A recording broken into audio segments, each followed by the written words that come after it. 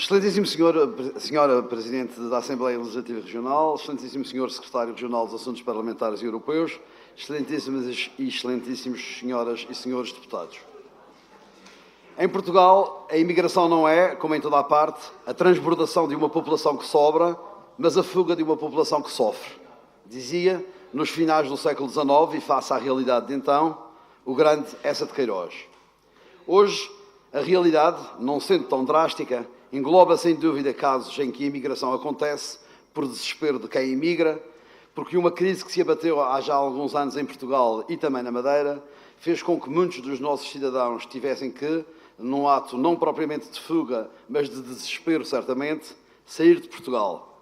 Já não só à procura de melhores remunerações, mas muitas vezes também porque aqui não arranjavam emprego, não conseguindo assim qualquer remuneração.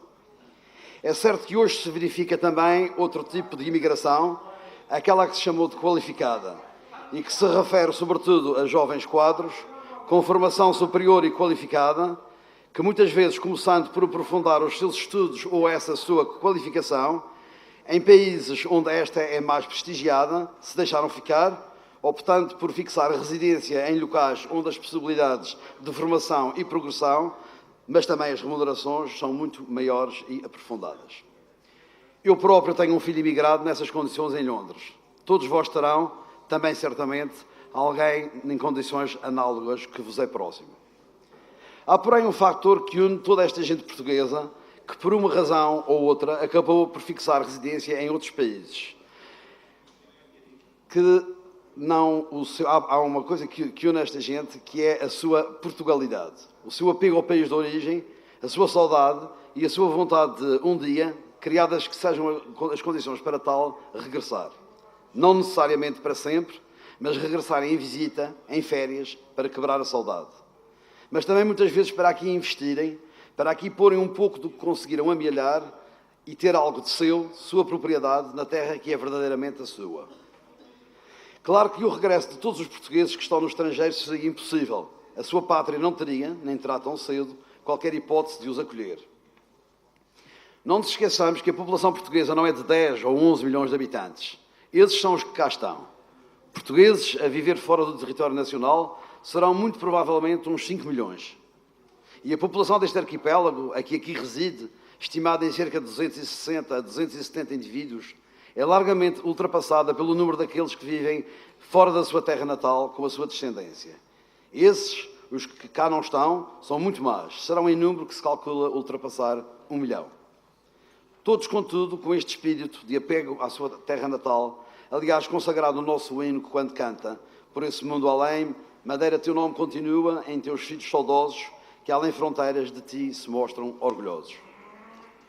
As comunidades madeirenses têm pontos no mundo onde são especialmente marcantes e, neste momento, verifica-se que muitos desses países estão a atravessar situações diversas e adversas que levam as comunidades a terem, com maior ou menor acuidade, acrescidas preocupações.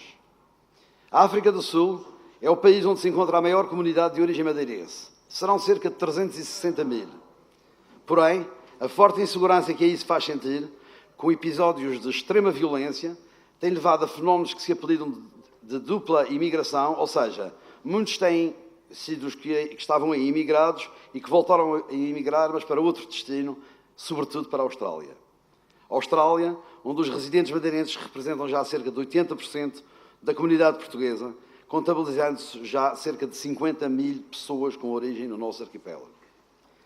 Mas é na Venezuela onde se encontra a nossa segunda maior comunidade, e onde somos cerca de 300 mil nesse país. Porém, Venezuela é essa que hoje representará certamente a nossa maior preocupação.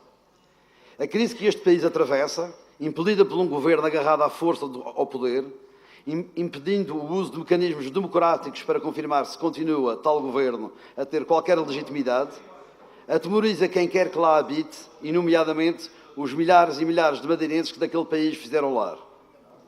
Falta de medicamentos, carência de bens alimentares, insegurança nas ruas, insegurança de propriedade, insegurança jurídica, incomportável e enorme inflação, assabarcamento de produtos, destes e de tantos outros males sofre hoje a Venezuela. Mas de onde, curiosamente, os nossos conterrâneos não querem sair, sempre com aquela esperança que nos caracteriza de que tudo há de melhorar. Exceção feita para os muitos lusodescendentes qualificados e aqueles com mais possibilidades que se deslocam para o Panamá, para Miami ou para a Colômbia, sem, porém, se desligarem completamente daquele país, mas em grande número, o que tem significado uma verdadeira sangria. Reino Unido é a terceira maior comunidade, onde viverão mais de 125 mil madeirenses, sendo este apenas um número aproximado daqueles que estão inscritos na Segurança Social e nos consulados. Agora, com a insegurança causada pela vitória do Brexit, a saída impensada daquele país da União Europeia, a insegurança e o medo apossou-se dos portugueses e dos madeirenses que lá vivem, temendo agora pela sua situação. Na realidade, e face a esse resultado, as vantagens e os inconvenientes da permanência dos estrangeiros, dos imigrantes, e nomeadamente dos madeirenses, no Reino Unido, dependerá dos acordos que sejam pontualmente alcançados com cada um dos diversos Estados-membros da União Europeia e, nomeadamente, com Portugal. Será um processo que, teoricamente, demorará pelo menos 2 anos, mas que não acredito que se conclua em tão pouco. Nessas negociações, resta-nos a esperança de que, desta vez, a velha aliança nos valha. Estados Unidos e Canadá, 2 outras grandes comunidades nossas, respectivamente com cerca de 60 mil, o primeiro, e 50 mil, o segundo, não causarão grande apreensão neste momento. Quanto a essas comunidades, a grande preocupação será de não deixar que esses nossos conterrâneos esqueçam as suas origens e se americanizem demais. É importante estimular-lhes o vínculo à terra natal. Não que não exista, mas porque nunca é demais lembrar.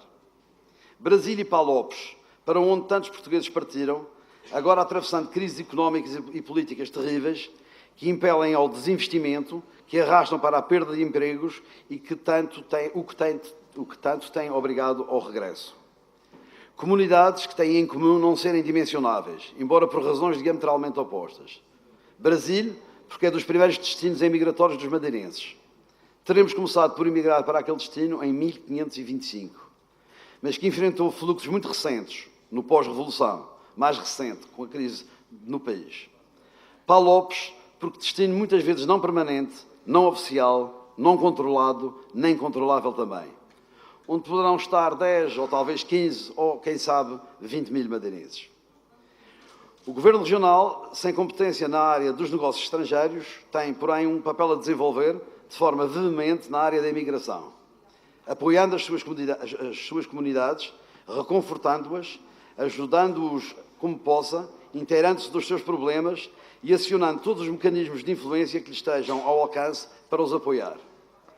Apoiando-os também aqui, quando regressam, quer por forçados, quer por opção.